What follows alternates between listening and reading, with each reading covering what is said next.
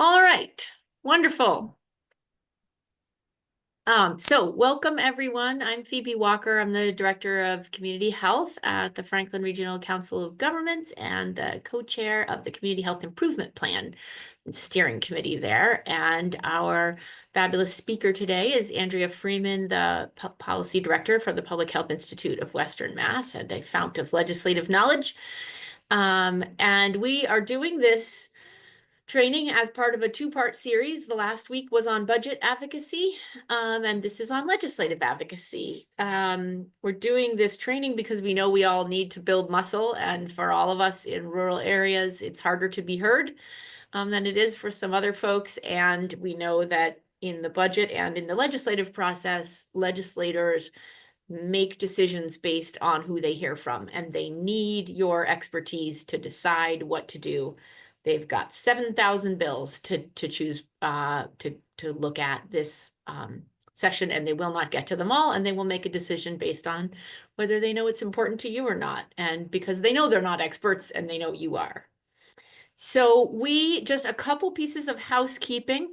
We are going to do the what is lobbying, what is advocacy part of this training at the end. So people who were here last time, you are welcome to come sit through that part again and ask your questions, refresh your memory, but if you feel like you totally got that one down, you can leave and we'll tell you when we're about to make that transition. So the way today's workshop is set up is that we'll start with the legislative process and then move on to the lobbying and advocacy. You will, like last time, if you signed up, get everything emailed to you. So there will be all the links and the YouTube videos for both sessions. And I think that's all of our housekeeping. So again, if you're just joining us, put your name in the chat or change it in your Zoom, and I'm going to pass it over to Andrea. Okay. Thank you, Phoebe. Hi, good afternoon, folks. I'm Andrea Freeman. I'm the Policy Director with the Public Health Institute of Western Mass. Just gonna put it out there. I am not an attorney. I'm not an elected official, never have been. Just spent my whole career working with nonprofits and the past 12 years with organizations focused on public health, specifically here in Massachusetts. And I've had the privilege of working with some really, really experienced folks in nonprofit advocacy and lobbying, some great legislators, some great staff, some municipal officials who helped me, taught me a lot along the way. And one thing they really shared with me is about how important it is to get other people excited about being involved in the process and to, break the, end the mystery, demystify the process. And it's like, it's real people doing this stuff. It's not like somebody who's, been chosen or selected to contact their legislators. It's people who care about their community. And I know that's all of us. So thank you for being here today. So what we're going to do, we're going to just start off briefly, kind of the basics of the Massachusetts State Legislature, how an idea becomes a law in the Commonwealth. And then I'm going to talk a little bit about the timing and tactics for lobbying and advocacy with regards to passing a bill other than the budget, which we talked about last week. We'll take some time for some questions, answers, discussion, basically / intermission. And then anybody who wants to stay is welcome to, but leave when stay as long as you can, leave when you must. We get it. So with that, let's dig into the show. Okay, so Massachusetts State Legislature, also known as the General Court of the Commonwealth, or some people refer to, if you go to the Beacon Hill, you go to the State House on Beacon Hill in Boston, people say we're in the building or we're under the dome or something, but for the most part, people refer to it as the legislature. But just know that the General Court is what you'll see in formal documents and stuff. And we have a total of 200 state legislators. Oh, sorry, the dog is barking, but 160 are our state representatives. and they each represent about 40,000 people. And then there are 40 state senators representing 4 times as many people. So obviously, a district for a state senator is much bigger than that of a state representative. And so those are the two branches, the House and the Senate, two different branches under in the State House in Beacon Hill, not to be confused with the US Capitol in Washington, D.C., where we also have representatives and senators, but they're whole different beast. This is just for the Commonwealth.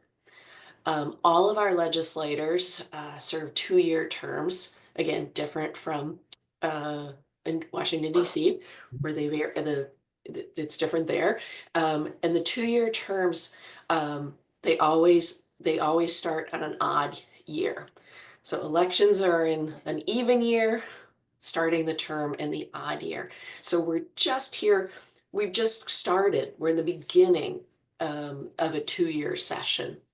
Because not only are the terms, our legislators' terms 2 years, our legislative session or our general court is a 2-year term as well.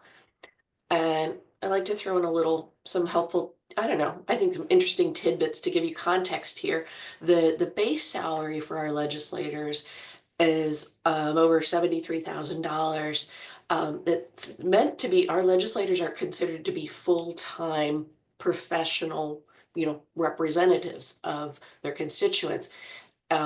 Some states, every state is different on how they do this. Some states, their legislature is only in session for like 4 months, or it might be, 7 months every other year, or, some state legislators earn as little as $100 a year. So those would not be considered, full-time legislators. So depending on the person, 73,000 could be a very nice full-time salary. Other people might say, oh my gosh, that's all they're getting. It really depends on, but that's the base. And we'll talk a little bit more about additional compensation depending on roles. The other thing I'd like to point out is that the vast majority of our legislators run unopposed. They run unopposed in a primary, they run unopposed in the general election.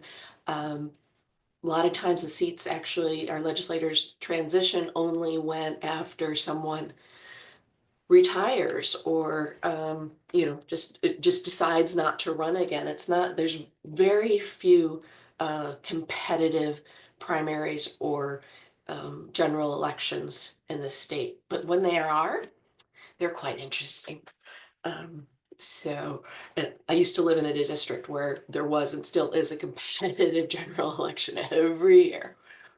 Okay, so we know that in our democracy in Massachusetts, one legislator means one vote, and that absolutely holds true. And two things can be true: one person is one vote, and there are some elected leaders in Massachusetts who have a lot more power in how legislation, how bills get considered. They have a lot more power than others.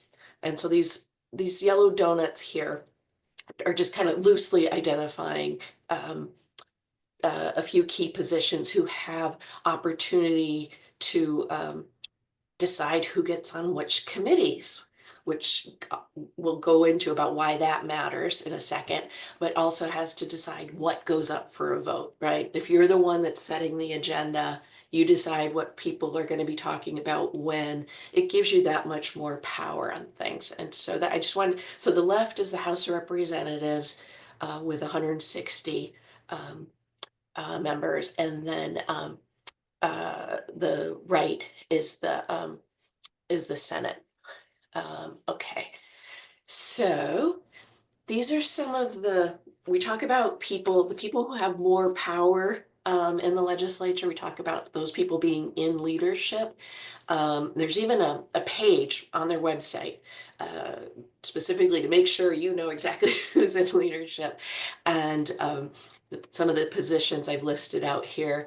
the Senate President, Karen Spilka, majority leaders, President Pro Tem. You don't often hear these folks. You don't often hear their titles or their names, but they're really important. They're really important behind the scenes and in the building. And then over in the House of Representatives, a whole different team. They really are different teams, different clubs, different sides of the building, different ways of doing things. The Speaker of the House, that we have Ron Mariano. We have there's all these division chairs, which are kind of like the equivalent of a whip, somebody who's responsible for getting a head count in a portion in one section of the legislature. And then I also just added here officially the chair of the Ways and Means Committees. Officially, they're not in leadership, but Ways and Means is about the money. And so that Ways and Means Committee chair is often they're really very powerful. They have a lot of access to everybody in leadership. And generally, and kind of the word conventional wisdom is that the chair of the House Ways and Means will be the next Speaker of the House. Kind of the chair of Senate Ways and Means will be the next Senate President. It doesn't happen all the time, but it seems like happens a lot. And let's see. Oh, and you know what? I just want to touch base also on that. I'm sure a bunch of you probably remember that a couple years ago, well, a handful of years ago, Western Mass, we had the Senate President was from Western Mass, Senator Stan Rosenberg, and it was really great to have somebody in leadership from Western Mass.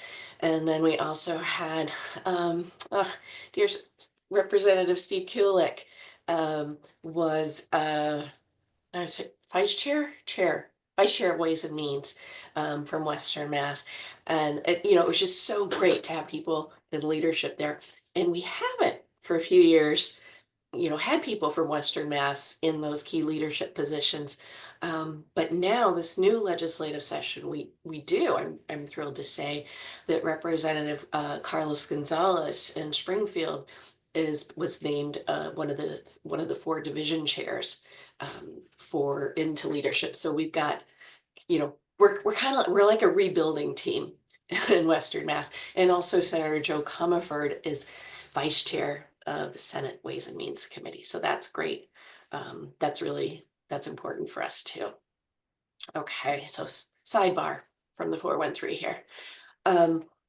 Okay, so let's talk about the timeline for how this 2-year legislative session works. So even though for those of you who were together last week talking about the budget, that was a 1-year cycle. Every year that's happening. Meanwhile, the 2-year legislative session is happening as well. And so in January, a few months ago, that's when the legislators got sworn in. Even if you're reelected, they get sworn in again, and it's always the first Wednesday of January. Sometimes that's New Year's Day, like it was this year. Other times it's not, but that's what our state constitution says, that it's first Wednesday. And as soon as they're sworn in, they can start filing bills and putting their ideas, onto paper. Well, it happens all digitally now, of course, but that they can start filing bills. And when they do each bill they file, they receive a docket number. So they get a House docket number if they're a state in the House of Representatives, or they get a Senate docket number. They can also be in basic filing a bill means that they're the sponsor, they're the lead, my thing. I care about this. My constituents care about this. It's important to me. They can also then start co-sponsoring other people's bills to say, that's a good idea too. I'm glad they're taking the lead on it. I'm going to add my name to it as well. And as Phoebe said earlier, there's more than 7,000 bills that get filed in a very short period of time. So you just 7,000 things. You just can't, be up on all of them. And a lot of things just get overlooked and ignored. They fall between the cracks because there's just so many. So keep that in mind when we come about out back to key times for advocacy and lobbying. Phoebe. Quick question. What's a good number of co-sponsors? So if you have a bill you feel good about and you're going to go on the Mass Legislature and you're going to click it, find it, and you're going to say, ooh, there's 10 people, that's excellent, or there's 70 people and that's excellent. 70 people would be excellenter. Mhm. Definitely. Having a lot of co-sponsors doesn't guarantee you're gonna get that bill to move. Um, and just as if there's no co-sponsors doesn't mean it's gonna fail. It's just that the likelihood, if there's a lot of energy, if there's a lot of energy behind it. What gets tricky though is that a lot of people in leadership who have the power to decide things, most of them do not co-sponsor bills because they don't want to put their thumb on the scale, so to speak. And also, chairs of committees generally won't co-sponsor a bill that is likely to be assigned to their committee. So a lot of times, a lot of powerful people aren't showing their hand. Um, but no, we really, you want to try to get, I know, like when I was working for the Mass Public Health Association, we'd want to try to get it like half of the House representatives. So 160 reps, we really strive to get like 75 or 80 at least of something. Thank you. Sure. Um, okay, so we've got the House docket numbers, you're co-sponsoring. That's kind of all happening in January. Um, there used to be a deadline for co-sponsors, and I kind of liked it then because it was this like intense 2 week race where everybody, really crunched to get these. There's no longer a deadline for it, and so it just kind of gets stretched out a bit. Um, and we've actually been hearing more and more that legislators are choosing to co-sponsor fewer bills and instead focusing more of their efforts on a smaller numbers of bills instead of spreading themselves thinner. But again, every legislator has their own way of deciding and doing things. Okay, so we get into February, and this is so again, this is a new legislature. They've already, the party, the Democrats are the vast majority of legislators in Massachusetts, even though within our Democrats there are some very conservative Democrats and some very progressive liberal Democrats. So we have a spectrum. They're all Democrats, yes. They all have some different ideas on how to do things. So there's still going to be that vying for how to accomplish things. But in January, they would have voted on who their Senate president is, who the Speaker of the House is, and that after that happened, that's when they start making the committee assignments and the legislative and the leadership assignments. And it's always everybody, we're like waiting on pins and needles to find out who got what committee and, who's the chair and who's the vice chair. Did it change and who, it shifted? Because it always moves around a little bit. Um, Sometimes a fair deal. And then, so once the committees are assigned, that's also when some of the staff, like the clerk of the House and the clerk of the Senate, they start taking these 8,000 bills and assigning each one to what committee should hear it. Is it Judiciary Committee? Is it the Public Health Committee? Is it the Education Committee? Is it the Higher Education Committee? Is it the Agricultural Committee? So those get all assigned, and then once they get to assigned a committee, they get a totally different number. And everybody hates this process, but it's just it is. So it might have been House docket number 101, and then when it gets assigned to its committee, it becomes House 259. It's completely different, and there's no rhyme or reason to it.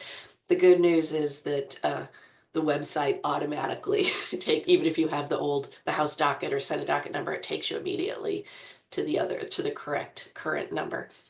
And then also in March, again, it's silly things, but it creates some chaos and confusion. In March, not everybody, but several people will move to offices. So kind of like the more higher up you are in leadership, a little more experience you are, the better the office you get. Like you might actually have a window, and that's very exciting. Um, and then also what's happening in March is that hopefully at this point, each that the House and the legislature are doing final negotiations for their what they call their joint rules. And this is like basically their own internal, how do they decide things? How do the committees work? Like, what are their deadlines? What are the guidelines for meeting and stuff? And the big thing this year is that it's to do with transparency and access for the public. And if you follow this if you follow the legislature last session, you might remember that yet again they they let a huge number of bills go until the very last minute of when the formal sessions were to end. And huge bills, bond bills, omnibus bills were left on the floor, and the formal session was over. Thankfully, they chose to continue on in passing legislation in what they called their informal session. We'll discuss that in a second. But in the wake of all this, this frustrating process, the public, we've really been calling for, hey guys, let's not let this happen again. Please, can we have more, not have this crush, at the end and waiting to finish everything, in a frantic in the last few days in the middle of the night. Nobody knows what's going on. And also, people, we want to be able to see. We want to see the testimony that people submit in writing. Because currently, if anybody who submits a letter or a testimony in writing, that's not public. There's no way of seeing it. If somebody gives oral testimony, they go to the state house or they do it, virtually online. The recordings are available, and that's great. And you can fast forward to what you need and kind of thing. But plenty of people submit uh, written testimony. There's no, I mean, and unless that individual or that organization chooses to share it on their website or on social media or something, um, there's for the past couple of years, there is an organization that's been making a point of trying to posting as much testimony as it can gather. If so, I can't, it's Maple. I can't remember the name of it. If somebody has that, please put it in the chat. I could find it in a second. But it's been a community effort to try to just get the testimony out there. But we're all calling for more transparency in that. And also everybody's calling for more lead time for hearings. Because sometimes it's only about 72 hours notice. We'd kind of like a couple weeks to know when these hearings are coming around. Because as you see in the next month, starting in usually about April. Oh, sorry, can we just go back? We haven't got to year 2 yet even. Yeah, thank you. So starting in April of the first year is when hearings begin. So all these committees, they've been assigned the bills to them. And so they are obliged to have a hearing for every bill that's been assigned to them. And some committees get a ton, like the judiciary gets a ton of bills. Um, Education gets a ton. Um, I don't know exactly all of them, but I don't know. I mean, I don't know which ones get the most, but judiciary in the beginning, I know gets a ton. And so they start at, kind of clumping together what bills they're going to hear testimony on certain days. And so usually Tuesdays, Wednesdays, and Thursdays, definitely Tuesdays and Wednesdays are the most likely days for hearings, and now also Thursdays. And then usually legislators are in their districts on Mondays and Fridays, but most of the time they'll be in hearings usually in the State House. Oh, there's also a big discussion that they're debating about is whether legislators have to be in the building physically for votes, for committees, for on the floor, because ever since COVID, the remote voting has been very much a thing. And then when we get to November, basically at the third Wednesday in November, they halt the formal sessions, kind of through the traditional, Thanksgiving, you know, Christmas, holidays. Although that might change if they if they change the joint rules. And I'll just add that if they don't agree upon new joint rules, we stick with the old ones that we had, the most current ones that we had, which go back to 2019. So, okay, let's go to this year 2. So people take a break basically, and we start up again the first Wednesday.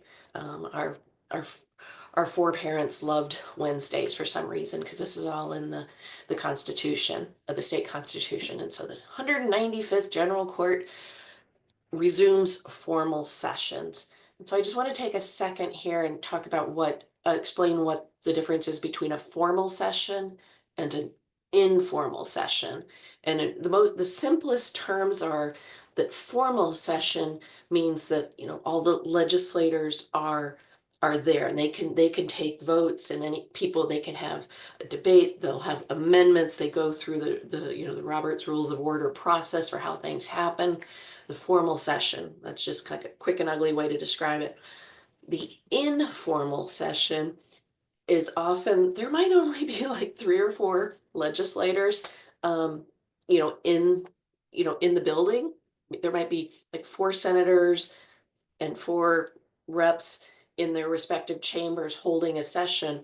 And legislation can be taken up. You could take up a bill, somebody could to vote on, and those handful of people could pass it, but it would only take one person to stop it.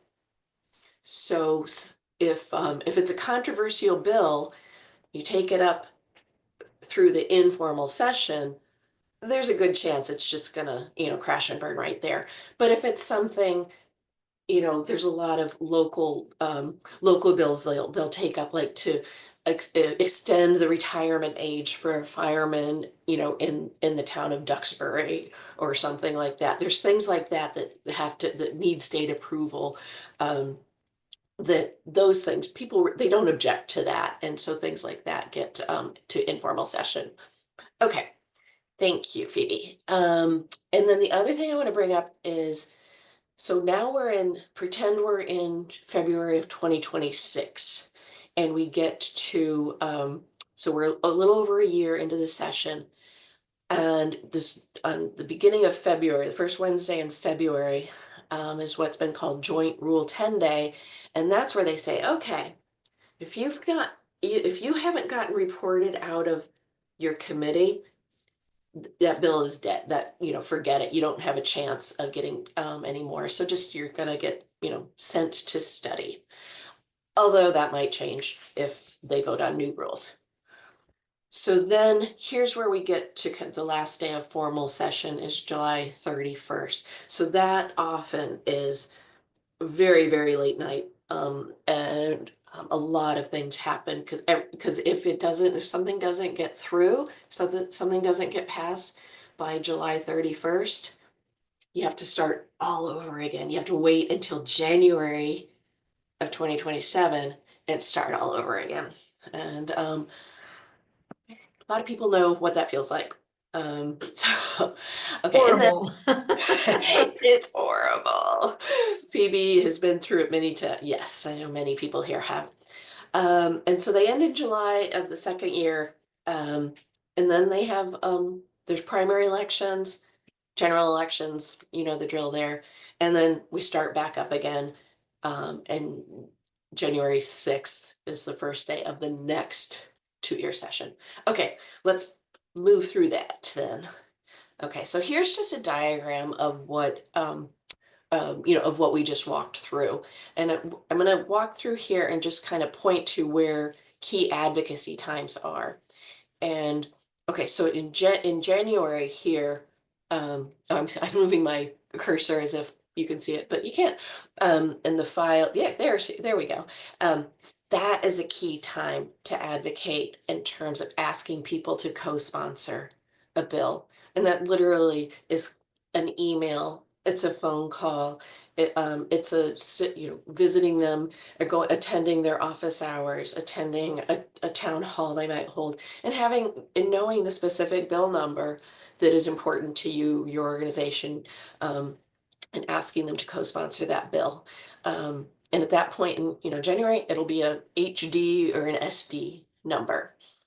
And then we move into the next time, even once it's in, after it's in committee, you can still be asking people to co-sponsor. I'm still asking folks to co-sponsor some of our priority bills. But the other thing you want to do is asking that you'll know what committee it is in. And so at that point, the key thing you want is to get a hearing date sooner than later. Again, is it better if you get a hearing in April rather than November?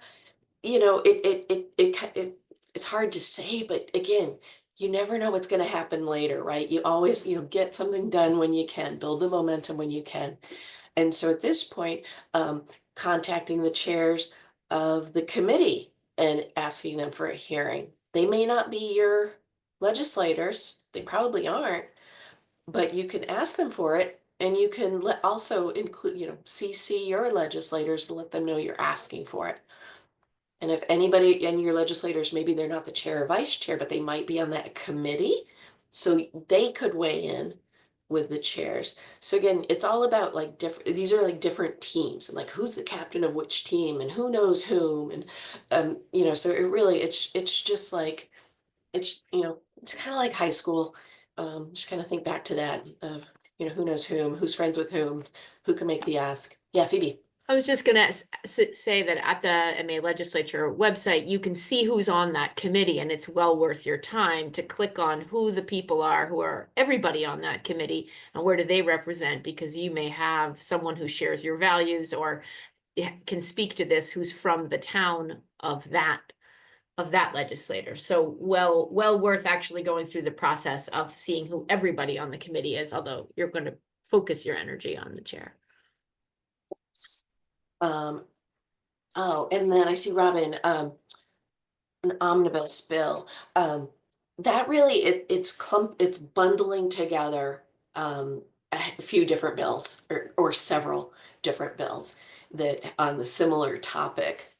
And that's often it's just kind of a generic name. It's just kind of a generic name when things get kind of clumped together. And then they would give it a new bill number, actually, once they start taking it up. Is that always a last minute thing, an omnibus bill?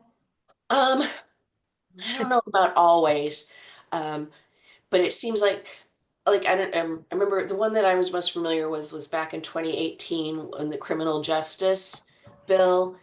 Again, they pulled together. It was like a bunch of legislators knew a lot of things had to be done, and they needed to do a lot of things all together. And that's when they clumped together a lot of criminal justice reform bill. Maybe also the Municipal Modernization Act a couple years ago was a bunch of different bills about any number of different little things for municipal government functioning, and they got clumped together and made into one.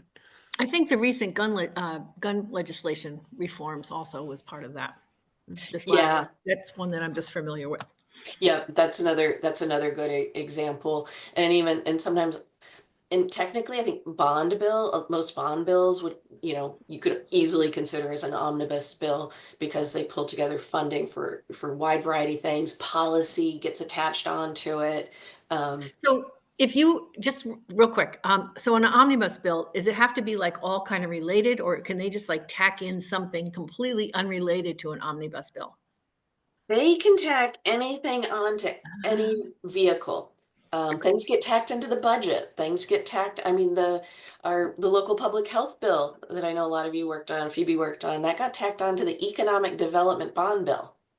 So basically, if something is moving and it's moving in the direction to get passed, if you They want get to to keep it ride going. on it, you do it. Okay.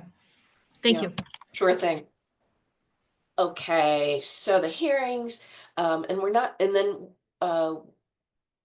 ideally, after there's a public hearing of your bill, there's another perfect opportunity to advocate for it, to lobby for it by writing written testimony and emailing it or hand delivering it, to your legislator, going to the state house and testifying, which often means sitting in a hearing room for hours and hours, waiting to be called, to give testimony. You can do it remotely now too, but even still, you have to wait and wait and wait until you're called.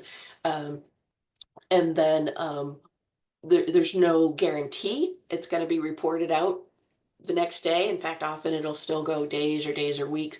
And then the next advocacy and lobbying opportunity is to,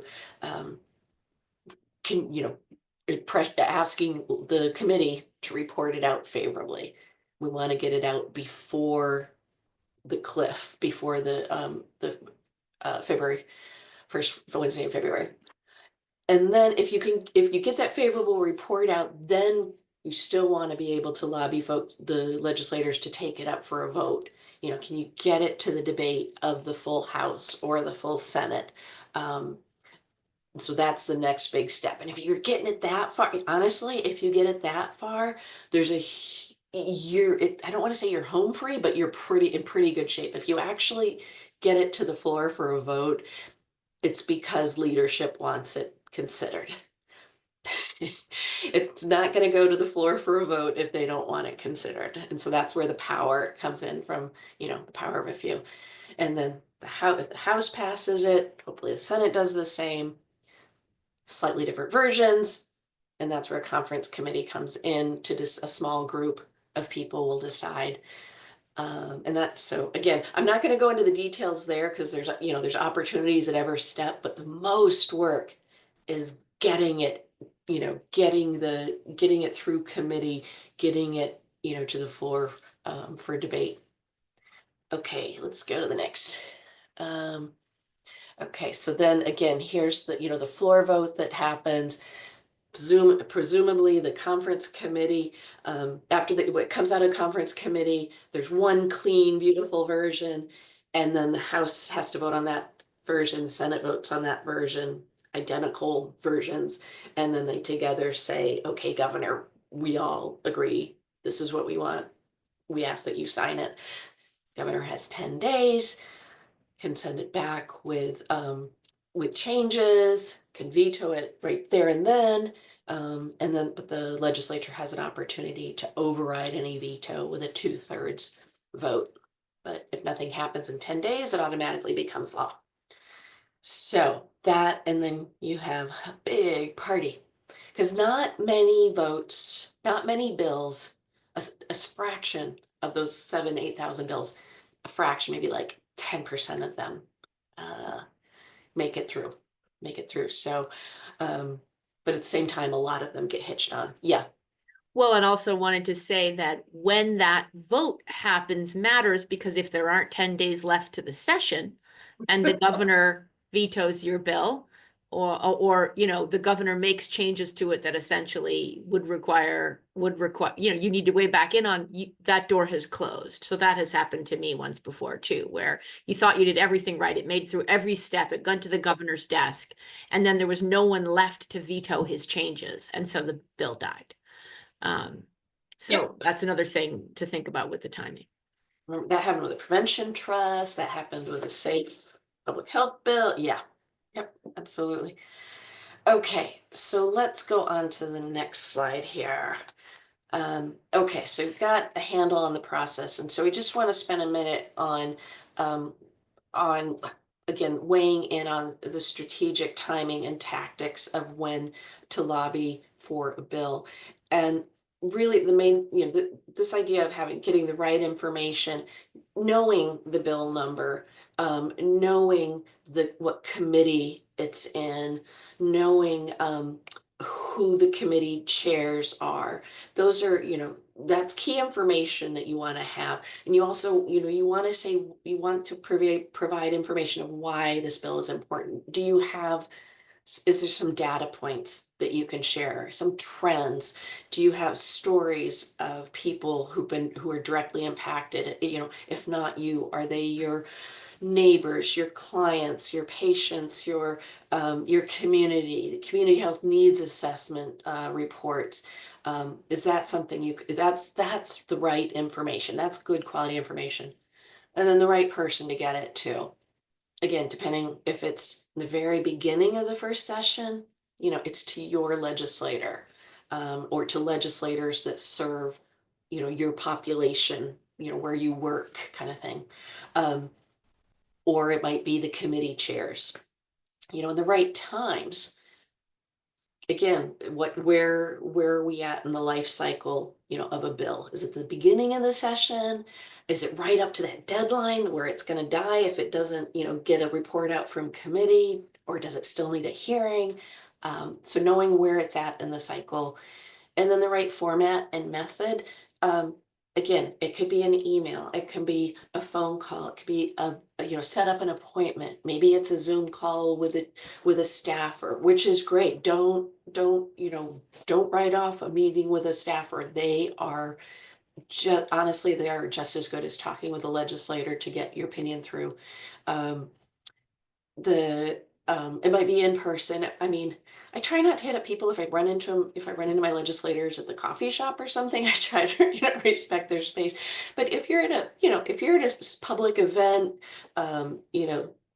it's totally fair game, to say, hey, wanted to check in with you about that housing bill. Any idea when that's going to get a hearing? Any chance we could get that sooner than later? Could you let me know when that you think that might happen? You care about it, right? These are important issues. It's in a public event, at parades and things like that. Fair game. And then the right messenger. It's going to be you. You're the right messenger. I'm just going to say that right here. And with that, I think that's really where we're at until we start overlapping with the lobbying. But any questions so far? Or advice for each other?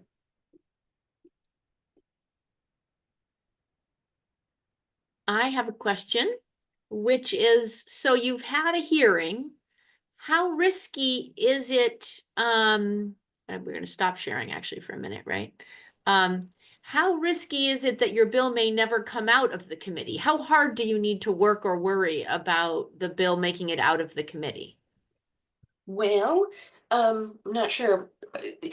It happens. I mean, it absolutely happens that it's sent to study, which is also some people call it the file 13, or, it's been killed. They killed the bill. It absolutely happens. Yeah. And even if you can get it reported out favorably, even if you doesn't make it through for a vote into the governor's desk, it's a progress, because in the next session you can tell folks it got a favorable report last session. So Great. you've got some momentum. Thank you. I don't, you know what, I don't know the numbers, but yeah, it's a risk. Jen.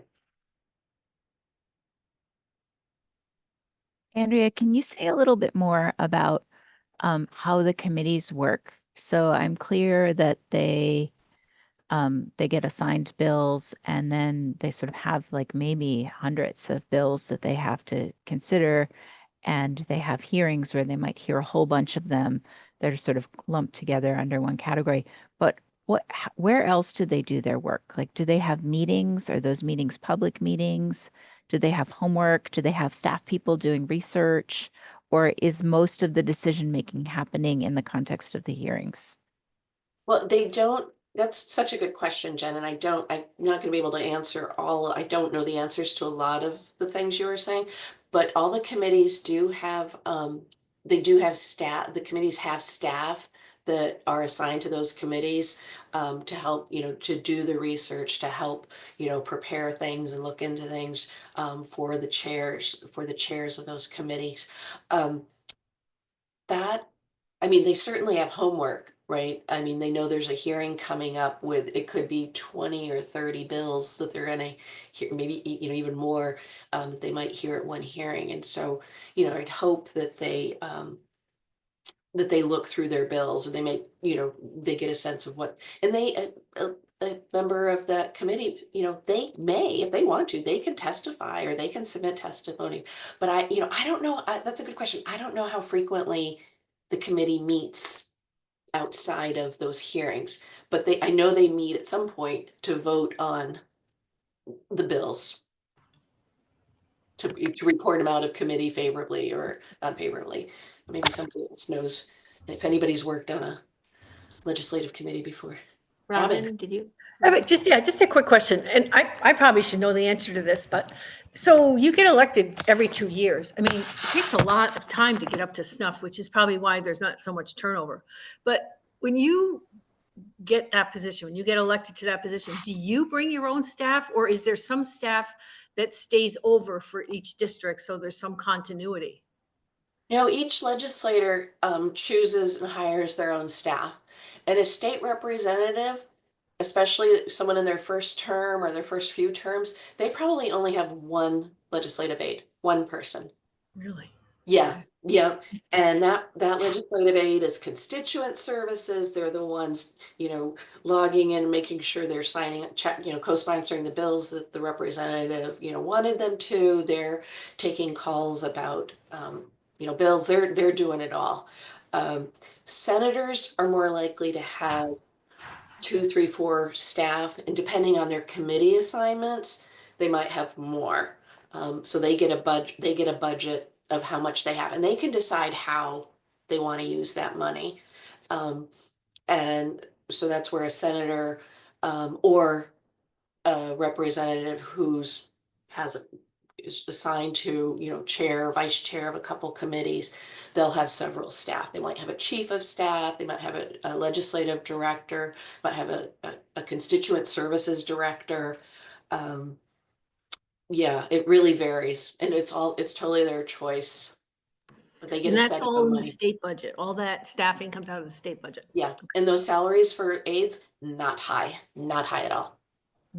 And if somebody does leave office, when a legislator does leave office, that those staffers that have experience and have been good, they're in high demand.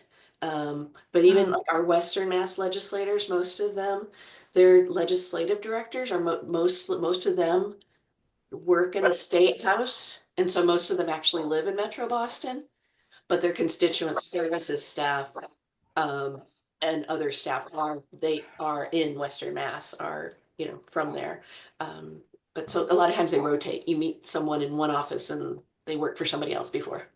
That just happened. We met Natalie Blaze, new aide, who used to be Dan Carey's aide.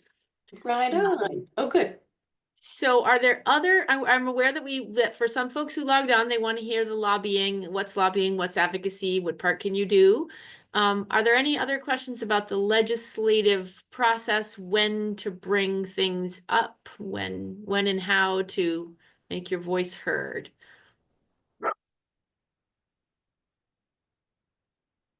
Okay. Not seeing any hands. So let's transition over. I'll share my screen again, and we'll transition over to the lobbying and advocacy 101. And this is going to be a whirlwind. We're going to go clear, but high level and okay. Right. Okay. Yeah. So actually, let's go right to the next slide there, Phoebe. Okay. Okay. Basically, lobbying gets a bad rap for being as a dirty word. It's not. I'm a registered lobbyist. A lot of other people believe it or not, are registered lobbyists. It's okay to lobby, and if you're with a nonprofit organization, assuming it's okay with your supervisor, your board of directors, it is important to lobby. And if you're with an agency or a department, again, if it's appropriate with your supervisor, your bosses, and with the funding sources, it is critical to lobby. And we'll talk about exactly what that is. For definition's sake, advocacy is the bigger umbrella term. We've got, and then there's direct lobbying, indirect lobbying, we'll define right next. Just other examples of advocacy that is not lobbying would be education. Yep. Sorry, I went See, too move fast. it quick. We're doing it. We're doing it. Okay, so direct lobbying, one type of advocacy. It has 3 key ingredients. You need all 3 of these ingredients. Piece of specific legislation, communicating with an elected official or an aide, and that you're asking a request, you're requesting a specific action for them to take. Please co-sponsor this bill. Please file this bill. Please vote no on this bill. Please vote yes on this bill. Here's my testimony on this bill supporting it. Those 3 ingredients are key. Okay, so in indirect lobbying, on the other hand, instead of you making the ask, it means you're asking other people or another person to make that ask. And that could be a post on social media. It could be flyers that you pass out at a meeting with the bill number, and please ask this specific person to support that specific bill before Monday. So those, again, those 3 ingredients. You don't have to be doing it yourself, but if you're asking somebody, it takes it. That's grassroots or indirect lobbying. Okay. So quick question, rhetorical question. Who can limit you from lobbying on your own time with your own resources? Nobody, No. it's your right. Maybe, yes, nobody, no, and this is, if you take away anything from this webinar, take away the fact that you can always lobby on your own time with your own phone, your own computer, whatever. You can do that no matter what. But if you're on the job, this is where we're going to talk about some of the limitations, because if you're lobbying while you're being paid, but while you're working, while you're earning money, this is where we need to think about how you're funded. Is it coming from public dollars, state or funded federal dollars? Because if that's the case, if you're 100% funded with public dollars, you're not going to be able to lobby on the job. The other thing to consider, if you're lobbying more than 25 hours in a 6-month period or earning more than $2,500, you can do that. You can lobby on the job more than that. That's when you need to become a registered lobbyist with the state. So that's why I'm a registered lobbyist working for a nonprofit, the Public Health Institute, because I spend more than 25 hours in a 6-month period lobbying for that. And seeing Will here reminds me that one of the things we talked about at the last meeting was if you are a member of a board, you can lobby as yourself and identify yourself as a member of that board. You're not saying, I'm here, unless the Holly Select Board took a vote, or I see Terry here from the Health Center's Board of Directors. You're not saying the Health Center's Board of Directors or the Holly Select Board says we want you to vote for this unless they did, right? But there's nothing stopping you from identifying yourself as a member of the Select Board of Holly or the Board of Health of Holly in your case, both things, and using that title in your lobbying. Exactly what she said. Any So questions? Yeah. Well, just to make sure I understand that. So I pre-qualify it and say I'm speaking on my own behalf. I am not speaking for the Select Board of Holly. But And you are that- speaking as a select board member in Holly, which is a very respect-inducing position. That's okay. You can identify yourself as that role. Okay, Mhm. good. Thank you. And same, right, yeah. So Yeah. other people here who are on boards. Yep. And same thing if you're a physician, say I'm a physician and I work at this hospital. You can, you identify yourself as a physician, but you're not representing that hospital. Same thing, but your credentials, your experience, your role. So this is a little matrix here to just try to help you figure out which role you're in. So in the column that says 100% federally funded, if you're, again, this is all just lobbying on the job. If you're 100% funded by the state or the federal or the state government, you can still do things like voter education and educating policymakers and partnering with people that lobby. There's nothing wrong with being in the same room with someone who's lobbying. You can, it's not guilt by association. It's just, your mouth is not making that ask. Theirs is. And then at the same time, and so then no to the direct lobbying or grassroots lobbying.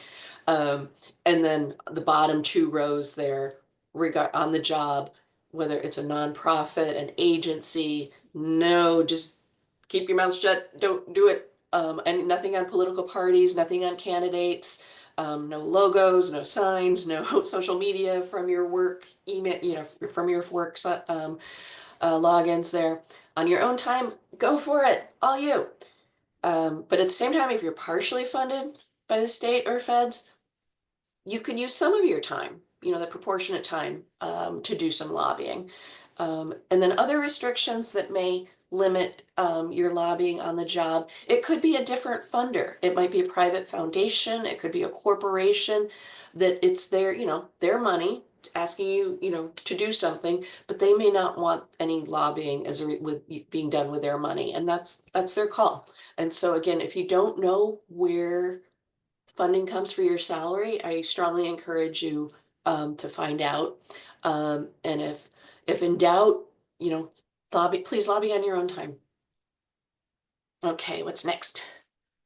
Yeah, okay, so we've got a couple quick questions here to see if some scenarios to see how we want to apply, but maybe Phoebe, should we skip these in the interest of questions? And we could provide answers when we make sure we provide answers in the follow-up. Yeah, or we could just walk through them and say, we could just give the answer as we're clicking through them, Okay, See, okay. Yeah, so here's a scenario where there's a public health nurse for a town, and she goes to the State House in Boston on a day off from work. And we put that in there, a key thing there, because it's a day off from work. So as soon as you see that day off from work, she's on her own time. So anything that follows after it, she's fine. It is fine. lobbying and it's all good. Okay, this next one. A member of the town finance committee testified at a state legislative hearing. He shared charts and information about the challenges of funding rural schools and towns. And the key thing here is that he was at a budget hearing for the state legislature. He shared information, shared challenges, did not make an ask. That is not lobbying. That is education. And then this becomes a more complex one. A child psychologist who works with a nonprofit organization writes a report about the impact of social media on youth mental health. Her organization posts the report to its website, boosts it on social media, and prints out color copies. So right there, that is just education. That is just sharing information. Her organization, she was the expert on it. Organization paid to distribute it in different ways. Then the next sentence here, Chris gives a copy to her legislator when they meet for coffee. Okay, so maybe their friends are meeting for coffee, whatever, gives her a copy. That's still education. That's still not lobbying at all. The next day, Chris posts on TikTok a quick overview of the report and asks parents to contact their legislators. And there we go, right there. Contact their legislators and ask them to vote for a bill banning cell phones from public school classrooms. So that right there, it's indirect lobbying. Indirect lobbying, exactly. Okay, so hopefully those scenarios help people out. And if you'd like to have a really handy, a little 8-minute video is available here that we made with some grad students in the School of Public Policy at UMass. I think it's a really helpful, good video because Massachusetts is very unique in its lobbying requirements. And we will send that link out with the slides and the videos links. And again, the one thing to remember, you can do any lobbying on your own time. There you go. Goodness. Quick question.